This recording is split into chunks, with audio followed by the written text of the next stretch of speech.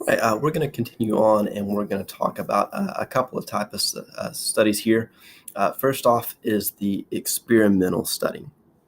So the purpose of an experiment is to determine if one variable causes a change in another variable. So if we want to see that cause and effect relationship come through, we're going to run an experimental study.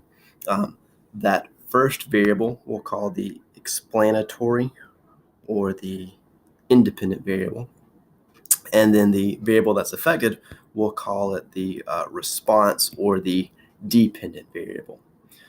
So in this experiment, the researcher is going to manipulate values of the explanatory variable and measure the resulting changes in the response variable. So those different values are known as treatments.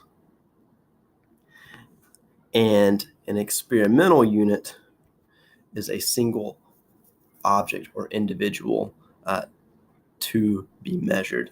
So say I want to run a study and I want to see if drinking extreme amounts of coffee causes people to sleep less. My explanatory variable would be the amount of coffee a person consumes, and my response variable would be the amount of sleep they get each night. The people in the study would be my experimental unit. And then I could take my sample and I could break them up into groups randomly. I could have one group who doesn't drink any coffee. I could have a second group who maybe drinks a normal amount of coffee each day. They drink, 1 to 3 cups. And then I could have a third group and they drink 4 or more cups of coffee each day. And then we get into our types of groups with that idea.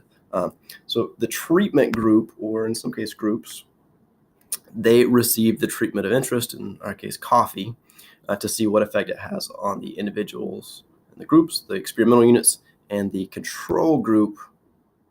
Well, they do not receive the treatment, and they act as a baseline for comparison. So we're comparing those that drank coffee to those that did not drink coffee to see, is there a significant difference? And our groups here, they're going to be randomized, meaning we've got our people randomly put into these groups so that we can compare these. They should be the same from group to group as far as their characteristics go. The only difference will be the difference in the treatment. And if that treatment leads to some changes in the response variable, then we can conclude that the treatment was the cause of that because the only differences in the groups were the treatments.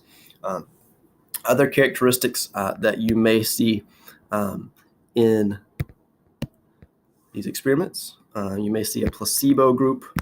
That is another group that receives something similar to the real treatment, but in the end should have no effect on the individuals in the group. For example, with my coffee experiment, I could have a fourth group and they drink decaffeinated coffee, decaf coffee. So I'm really thinking it's the caffeine that has the effect on the sleeping habits. So if it's decaffeinated, the coffee shouldn't have an effect on their sleeping habits. Maybe it's a psychological effect of drinking coffee that affects their sleeping habits. As well, in some studies, a lot of studies with experiments, you'll see blinding where the participants do not know which group they are in. We don't want the experimental units to know which group they're in because that can also have an effect on how they feel. If a person is in a drug study and they know they're getting a placebo, well, that's going to cancel out the possible placebo effect. We also don't want people to know about the other groups because that could also bias their results and how they feel. Other studies go farther and they use double blinding, where the participants do not know the details of the study and those collecting the participants do not know the details of the study. This helps to eliminate bias and stops unethical practices.